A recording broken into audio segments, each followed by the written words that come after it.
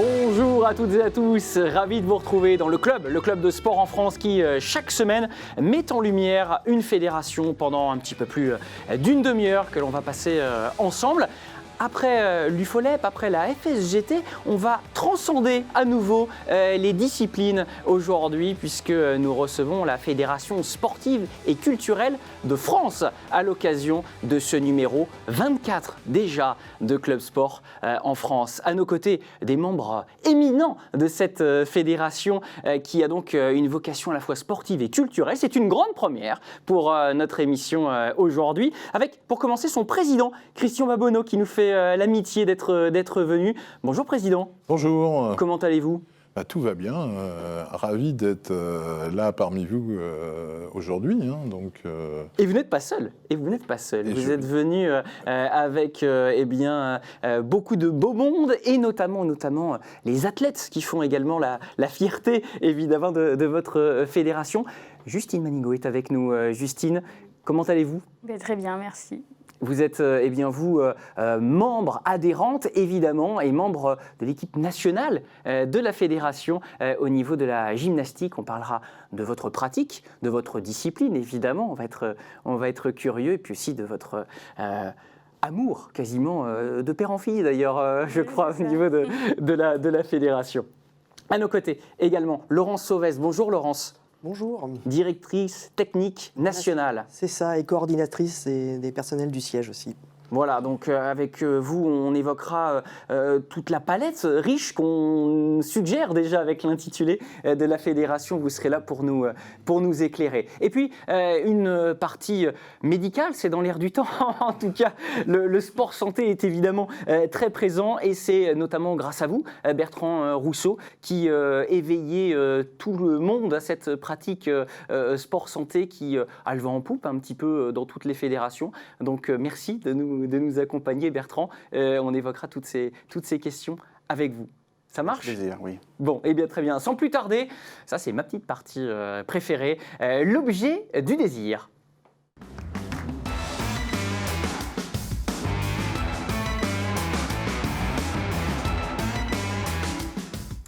Ne m'en veuillez pas, chers invités, je vais me centrer pour débuter cette émission sur la pratiquante à un niveau très assidu. On ne parlera pas de haut niveau, mais de niveau assidu, malgré tout vous concernant, Justine, puisque le petit objet qu'on demande de manière hebdomadaire à nos invités, vous nous l'avez ramené, vous en avez même ramené deux. D'abord, un juste au corps, c'est comme ça qu'on l'appelle. Voilà. Ça. Vous pouvez nous le montrer, votre petite tenue ? Évidemment, il y a des petites paillettes parce que en gymnastique, devant les caméras, et on montre de belles tenues. Donc c'est le pactage national qui vous a été remis pour une compétition internationale en Suisse, je crois, il y a quelques mois. C'est ça, oui. Donc tous les 2 ans environ, on a la chance à la fédération de pouvoir être sélectionné suivant nos résultats de l'année en cours et de l'année précédente, pour participer à des compétitions internationales avec d'autres pays qui viennent eux aussi représenter leur fédération. Donc c'est clairement une grande fierté quand on est sélectionné. J'ai eu la chance d'y participer plusieurs fois et c'est toujours vraiment une fierté de mettre le justo, le survêtement que la Fédé nous donne. Donc c'est vraiment une belle expérience. Laurence, comment ça se passe au niveau des sélections en qualité de DTN ? Est-ce qu'on a des comités de sélection comme on en a dans une fédé classique ? Oui, on est organisé avec des commissions nationales d'activité qui ont leurs critères qu'on valide collectivement. Et puis, c'est, comme le disait Justine, ce sont les résultats de la saison et de la saison précédente qui font qu'on choisit. Et c'est aussi, au-delà du niveau technique, c'est aussi l'état d'esprit qui entre en ligne de compte. Je veux dire, c'est important d'avoir des gyms qui est un peu l'esprit fédéral, mais on vous en parlera un peu plus tard de l'esprit fédéral. Oui, parce que je crois que les valeurs vont être un peu au cœur aussi de cette émission et ça va être intéressant de les évoquer avec vous. Justine, déjà au niveau de la pratique en compétition, vous me disiez en amont de cette retransmission que vous deviez faire tous les agrès. Vous devez maîtriser l'ensemble des agrès. Vous pouvez nous donner quand même votre petit coup de cœur. Vous, perso, c'est le moment où vous vous sentez le plus à l'aise? Oui, on va dire que moi, je préfère faire du sol ou du saut de cheval, qui sont des agrès plutôt explosifs, on va dire.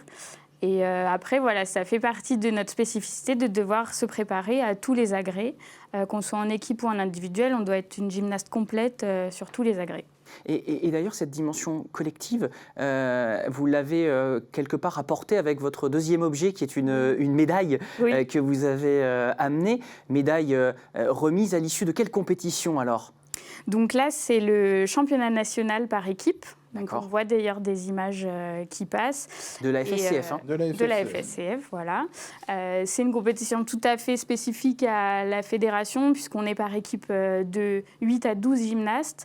Et on évolue tout ensemble, souvent depuis qu'on est toute petite, parce que c'est des clubs où il y a une grosse effervescence et les filles sont ensemble depuis toujours. Et donc quand on arrive par chance à monter sur un podium dans ces compétitions-là, c'est vraiment une joie de partager ça avec ces 11 autres copines avec lesquelles on a travaillé depuis longtemps. Donc c'est vraiment chouette. Alors tellement jeune, d'ailleurs, je crois que vous vous souvenez même pas de quand vous avez débuté réellement. Non, pas vraiment. Pas vraiment. Je ne me rappelle pas trop. Je crois que je suis née dedans. On me raconte souvent que j'ai appris à marcher dans le gymnase. Donc je ne pourrais pas trop vous dire quand j'ai commencé. Oui, il y a un esprit aussi familial derrière cette pratique. Laurence, on commence quand ? On peut commencer des compétitions. Alors quand on a eu cette envie de compétition, ce qui n'est pas non plus uniquement votre ADN, mais quand on a cette envie-là ? Alors, il y a un principe fondamental à la fédération, c'est qu'on évite toute spécialisation précoce. Et il n'y a pas de compétition avant 6 ans, parce que c'est fondamental pour nous, on a une activité qui s'appelle l'éveil de l'enfant, c'est fondamental pour nous de développer l'ensemble des habiletés motrices avant de se spécialiser. L'idée, c'est de pouvoir avoir une approche multi-activité qui permet de développer vraiment toutes les habiletés motrices sans spécialisation précoce. C'est vraiment quelque chose qui est très important à la fédération. Et on voit d'ailleurs cette activité, les images notamment... qui passent derrière, c'est exactement ça. Et qui vous parle. Oui, tout à fait. Évidemment. Alors, concernant le parcours de Justine, qui s'approcherait du haut niveau, évidemment, de par ses sélections nationales, son assiduité, malgré tout, 28 ans, chapeau, si vous avez commencé les compétitions à 6 ans, ça fait une sacrée ancienneté pour de la gymnastique. On est habitué à parler de précocité, de jeune âge, même si à Rio, on avait augmenté, je crois, l'âge des compétitions à 16 ans, des compétitrices. Ça reste une discipline très, très jeune. Comment vous faites pour vous accomplir comme ça sur la durée, en plus en ayant un travail, je crois que vous êtes web designeuse. Oui, c'est ça. C'est vrai que ça devient compliqué. La gymnastique, c'est un sport très exigeant, donc il y a un âge où c'est plus compliqué physiquement, le rythme de vie, etc.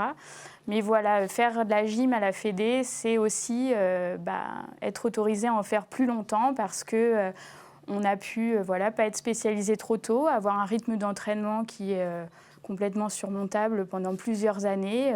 On est plusieurs à exercer au niveau fédéral encore à des âges avancés, on va dire, pour des gymnastes. Mais voilà, on a la chance de pouvoir continuer plus tard qu'à des rythmes où on serait beaucoup plus sollicité, où le corps serait plus mis à l'épreuve. Donc on a cette chance-là de pouvoir continuer plus longtemps dans notre sport. Et pour comprendre un petit peu mieux cette stratégie, on va décoder la SFCF tout de suite.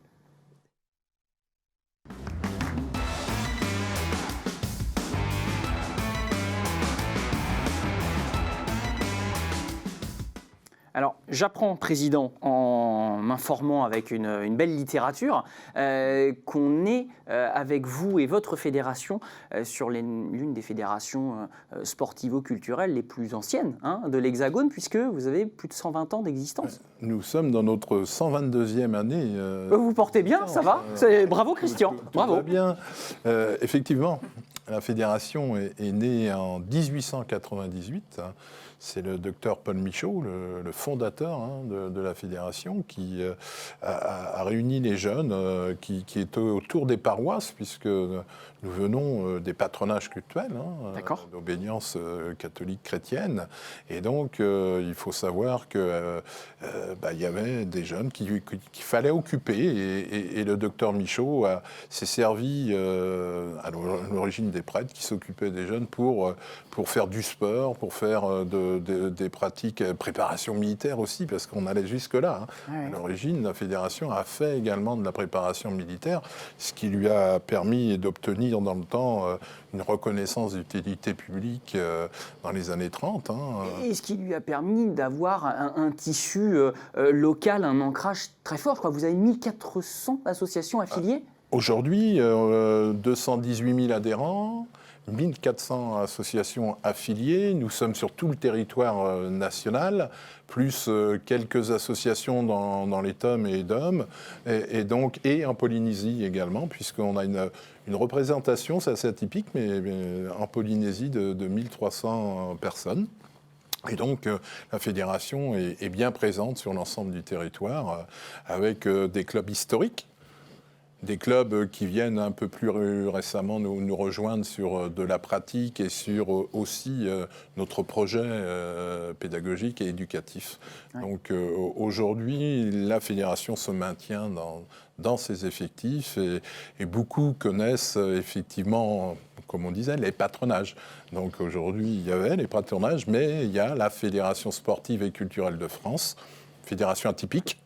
Oui. Parce qu'il y a le sport, la culture et l'éducation populaire. C'est ça, ce mot culture, Laurence, ajoute à votre éventail plein de choses qu'on n'est pas forcément habitué dans cette émission à évoquer. Donc on profite de cette situation particulière grâce à votre présence pour que vous nous en disiez un petit peu plus sur ces activités. On a évoqué le sport, sa pratique intensive. Quel est-il par ailleurs pour les amateurs je sais pas, de twirling bâton peut-être, je sais pas, par exemple. Alors, moi, pour faire un petit point sur les activités, l'activité, qu'elle soit sportive, socio-éducative ou culturelle, c'est un moyen, c'est pas une fin en soi.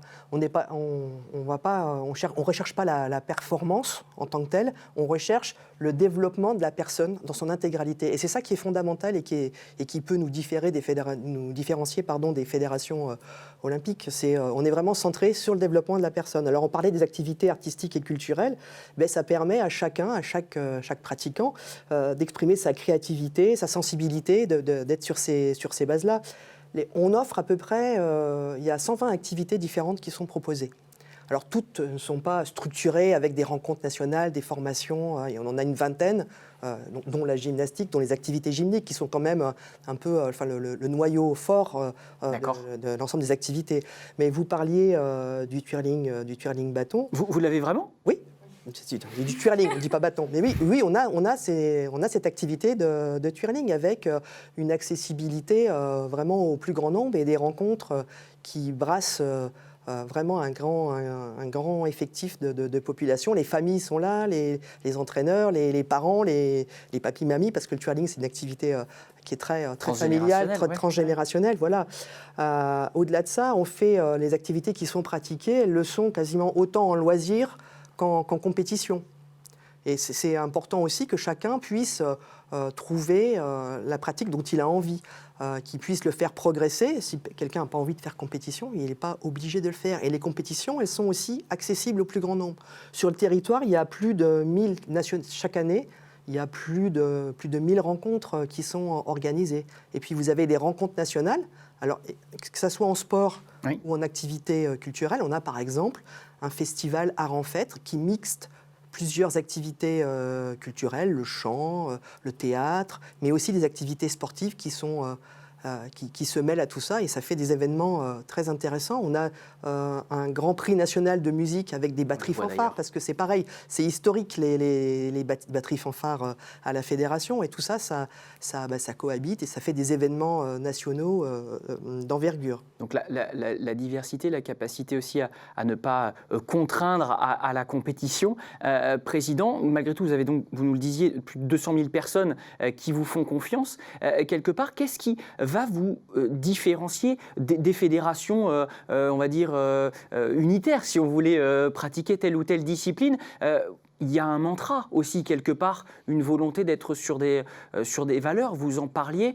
J'ai beaucoup lu humanisme, des données qui vous sont un peu plus chères. Alors, nous sommes une fédération agréée.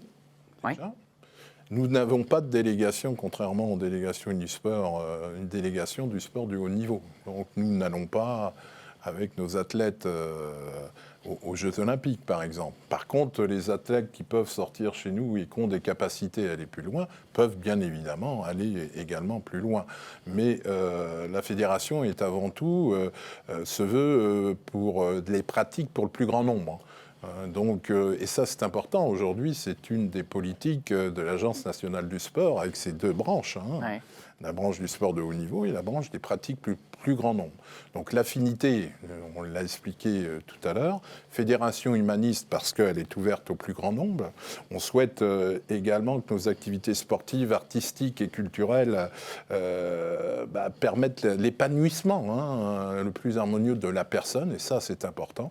Et puis on a également 5 valeurs qu'on met en avant en permanence, que sont l'ouverture, le respect, l'autonomie, la solidarité et la responsabilité. Pour nous, il est important que notre projet éducatif soit mis en avant avant la déclinaison en activité, qu'elle soit sportive, culturelle ou d'éducation populaire. Et étude de cas, Justine, qu'est-ce qui a fait, vous, personnellement, qui avez découvert, vous êtes tombée dedans quand vous étiez petite, un peu à la manière d'Obélix, à la fédération, qu'est-ce qui a fait que vous n'avez pas eu l'envie de franchir le pas de la Fédération française de gym, par exemple? Qu'est-ce qui a fait que ces valeurs, cet ancrage-là, a été plus fort peut-être que tout le reste? Eh bien oui, effectivement, quand on parle des 5 valeurs de la Fédé, vous savez, dans les clubs, quand on arrive dans un club en tant que gymnaste, notamment parce que c'est ce que je connais, on arrive dans une famille, on arrive dans des clubs qui ont une structure très familiale, où souvent c'est axé autour du bénévolat, puisque ce n'est pas forcément des clubs qui ont les moyens d'embaucher énormément d'éducateurs physiques. Et donc, on se retrouve très vite responsabilisé à devoir se former pour entraîner les plus jeunes, aider à organiser une compétition nationale, etc. On est très vite dans une émulsion qui nous permet de nous responsabiliser, d'aller vers l'autonomie, d'apprendre à connaître les autres, à organiser des événements avec eux, peut-être à juger si on est amené à devenir arbitre ou juge. Voilà, c'est entraîner les plus jeunes. C'est plein de choses qui nous aident aussi dans notre vie à côté, qui nous permet... plus de responsabilité, oui.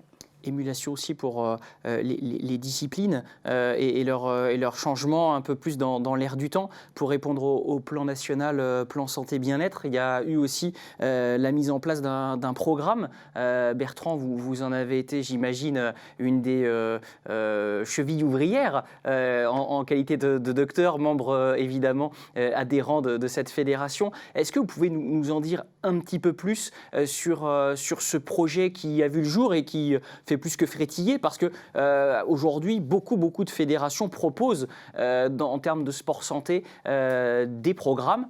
Quel est le vôtre? Qu'est-ce que vous avez voulu préconiser, mettre en avant? Alors, nous, notre programme santé, effectivement, c'est vraiment un programme qu'on a voulu penser dès le départ de façon globale, avec comme objectif d'améliorer et de préserver la santé, mais de tous nos adhérents, mais de nos dirigeants, de nos salariés, avec, je dirais, à tous les niveaux de la fédération, en fait, une question que tous les animateurs, les dirigeants doivent se poser, c'est: est-ce que c'est bon ce que je fais pour la santé de mes gymnastes, de mes gens qui font du chant choral, de musique, etc.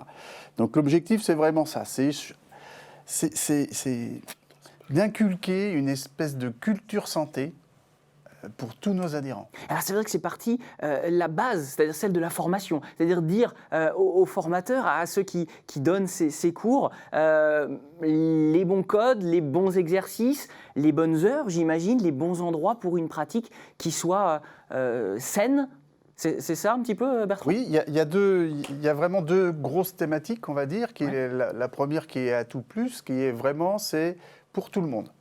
Qu'est-ce que je vais faire pour que les gymnastes, ceux qui font du sport de compétition, ils gardent leur intégrité physique et mentale? Qu'est-ce que je vais faire pour des gens qui ne font pas assez de sport, pour les mettre à faire du sport? Donc on a créé des activités. Donc ils peuvent rentrer dans l'adhésion avec ce programme-là, sans être pratiquants d'une autre discipline. Oui, absolument. D'accord.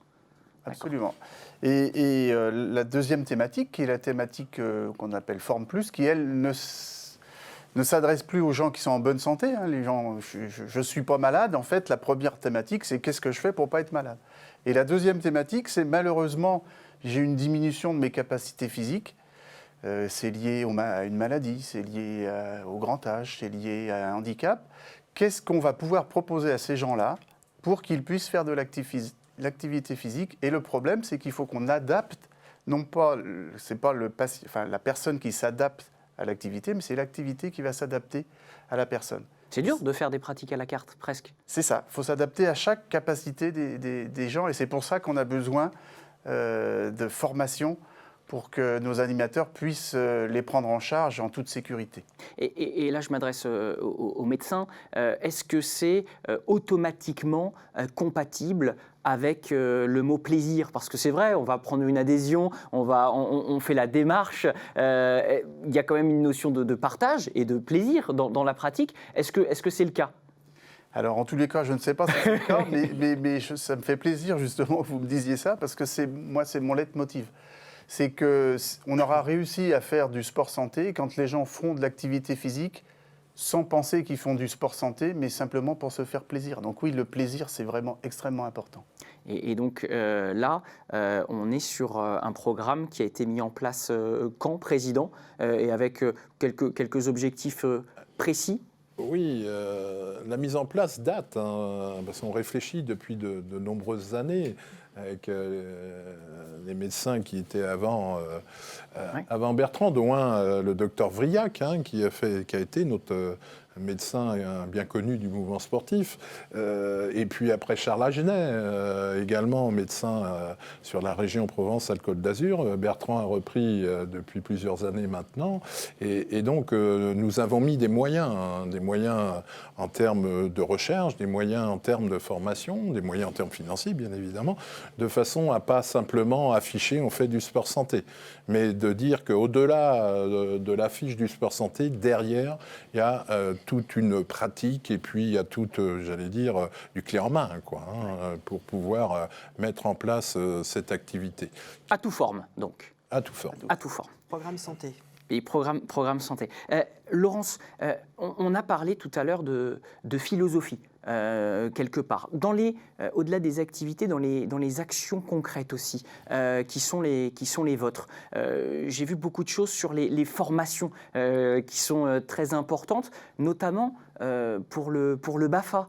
Il y a des choses qui sont mises en place de par la fédération pour avancer soi-même sur des parcours plus individuels. Tout à fait. On a une fédération qui a un agrément qui est sportif, mais qui a aussi un agrément de jeunesse et d'éducation populaire. Oui, c'est vraiment l'une de vos particularités. Et qui a une habilitation nationale BAFA-BAFD, ce qui nous permet d'organiser des sessions de formation d'animateurs.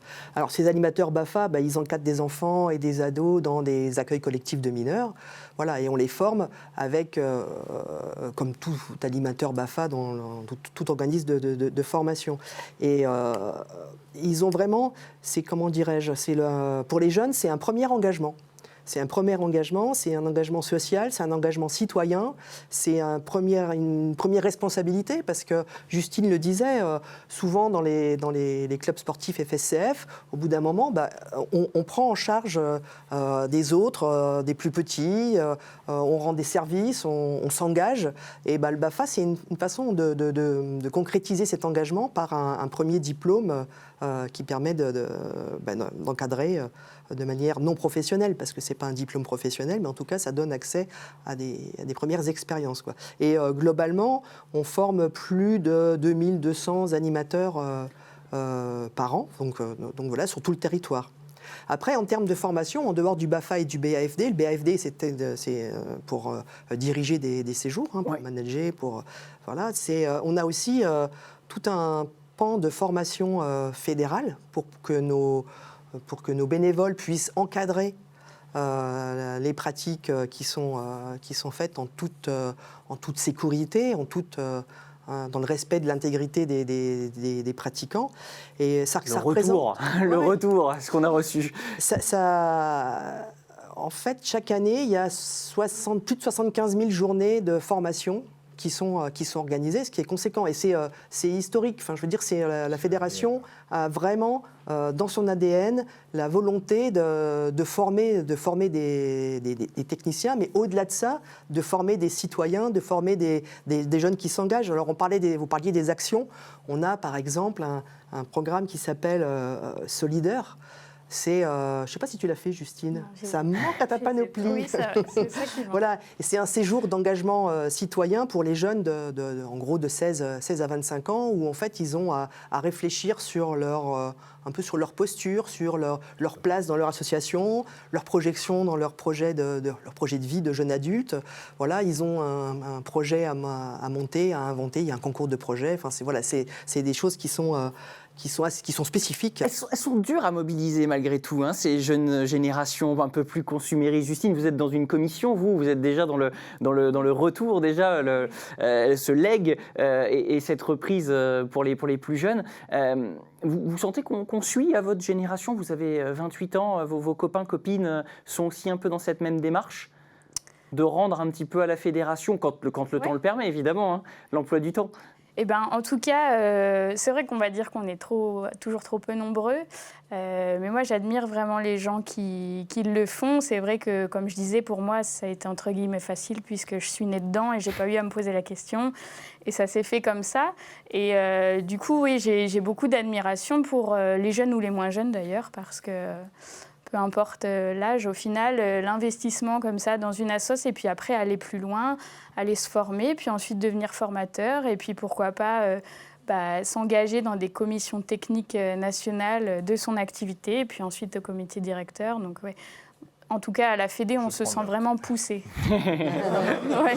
La fédération, cercle en tout cas de sociabilisation. On l'a bien compris à l'occasion de cette émission. Vous avez entretenu votre forme tout au long de votre carrière. On va entretenir un petit peu le cerveau maintenant à l'occasion de ce quiz de fin d'émission.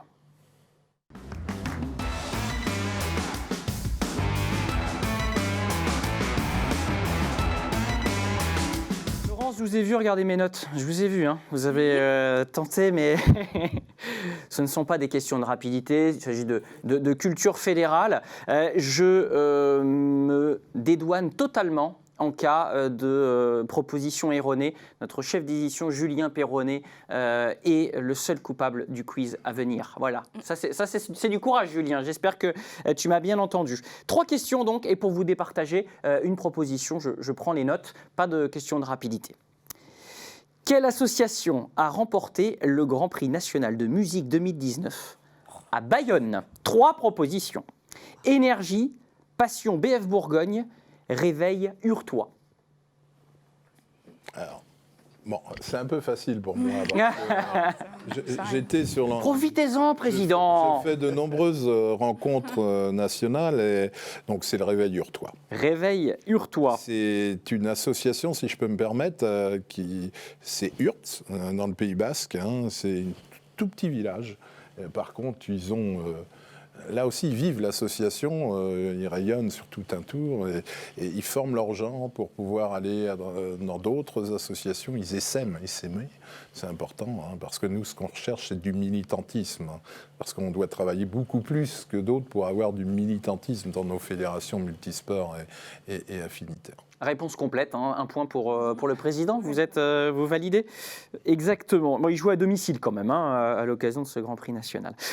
En quelle année la FSCF a-t-elle pris en charge son premier salon d'art plastique? Pas évident, hein? Ah ouais, non mais Julien est allé très très loin. Vous aurez l'occasion de vous venger après cette émission, messieurs, dames. 93, 95 ou 97? 93, 95, 97, vous avez le droit de tenter la loterie, hein. Vendredi 13, c'était il n'y a pas très longtemps. Ah, peut-être qu'il y a... Je ne sais pas. 97. 97 pour Justine, d'accord, ok. Ouais, 95.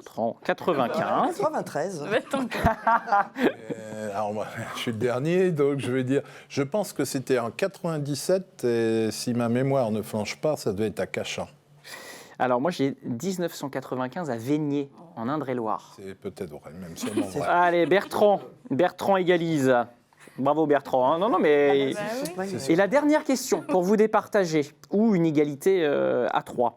Quelle a été la première association championne du Grand Prix de twirling FSCF par équipe? Ah, je crois que le président était présent parce qu'il est... alors, vu la date, je trouve ça particulièrement sadique. J'utilise l'épithète.